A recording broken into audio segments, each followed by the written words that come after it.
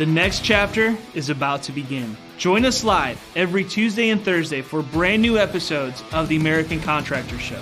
Our mission is to bring you the latest tools, innovations, and knowledge to help you become the most informed contractor in your market.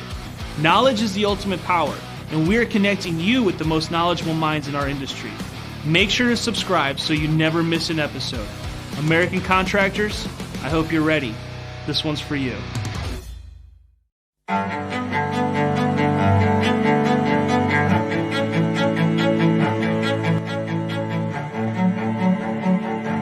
This is Larry Bache with the Merlin Law Group, helping policyholders for more than 30 years.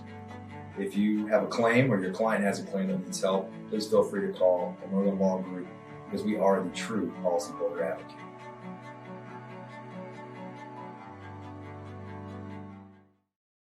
C3 was eager to help us, and even whenever we weren't giving them work, they were still eager to give advice. The things that they were putting out for the for changing from DMO to RFG and giving that to the industry and not charging anything for it, I thought was really cool.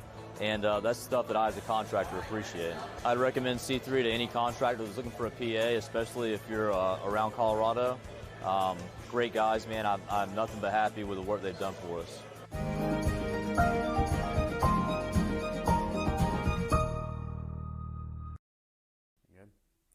What's up, everybody? Lead meteorologist John Choquet here for our daily forecast. And these daily forecasts will be less an actual forecast and more the countdown to our top 10 hail and respectively wind events that happened here in the wild year known as 2020. Thanks always to C3 Group, Merlin Law Group, and Auto Supplement and Balance Claims for being our sponsors. As always, you can check them out in the description below if you're watching us here on our Facebook page.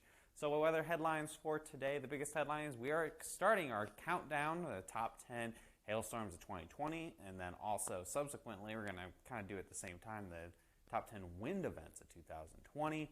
We could possibly see some marginally severe hail in the Houston area today. It's a pretty low risk. We'll talk about that. And the rest of this work week is going to be quiet here. Again, we are now in December, and winter weather is kind of taking over the conversation, so it's really keeping that severe weather down to a pretty bare minimum. And here we go. Top 10 hail and wind events of 2020. This is basically saying, how is it going to work? How will we do the rankings? Basically, we're counting down from 10, one day at a time. So today is number 10 for hail. Tomorrow will be number 10 for wind, and we're just going to kind of keep stair-stepping all the way down to number 1, which I think when I have it, it's going to be somewhere near Christmas or maybe just afterwards where we get to number 1. For wind, the rankings are very heavily weighted on the total damage estimated costs. A little spoiler alert, there's a lot of hurricanes in there, and we're able to get a lot of data from that pretty easily to just kind of rank it in terms of how much damage they did. For hail, a little different. It's going to be a mix of the total damage, the rarity of the event. You know, there's some fairly unusual events in there. The number of people that are impacted, repeat hits, all factor into the rankings here for our top 10. And of course, you put in the comments what storm was your best storm of the year that you worked, or what ones that, especially when we get to the end, that we left out that you felt like should be in. We're always welcome to hear comments. So what's the number 10 hail map? This is pretty challenging.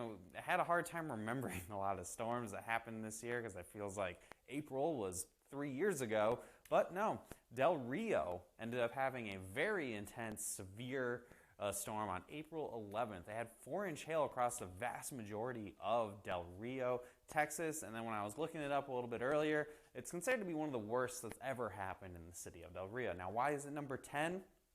Mostly, Del Rio isn't super big. It's only, I think, around 50,000 people. Don't quote me on that. And so even though there was very severe damage, it was kind of a smaller town that was impacted. It just was impacted very severely. It was the only time they were impacted this year. Other things of note, it was amazing to me looking back, seeing Del Rio actually not even really getting hit with hail as often as you think they are. It's a border town here with Mexico, and just over the Rio Grande in Mexico, they get hail, massive hail all of the time, but it has a really hard time getting over that border to the United States. So the fact that it actually happened this year puts it in at our number 10 spot. And it was a 4-star map for here with hail trace. So we didn't have 10 5-stars, so there's going to be a mix of 4 and 5 stars in here. Here's a couple pictures from Del Rio. If you don't remember the storm, or like me, just a lot of other things going on this year. Some very intense, very big hail, and this is super widespread.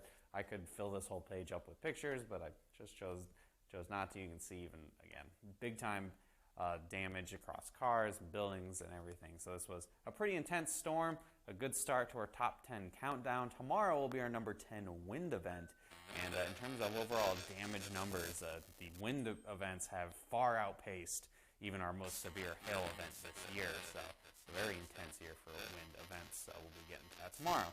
So, hail forecast for today, yes, you have a chance of gusty hail in the Houston area, upwards of millions.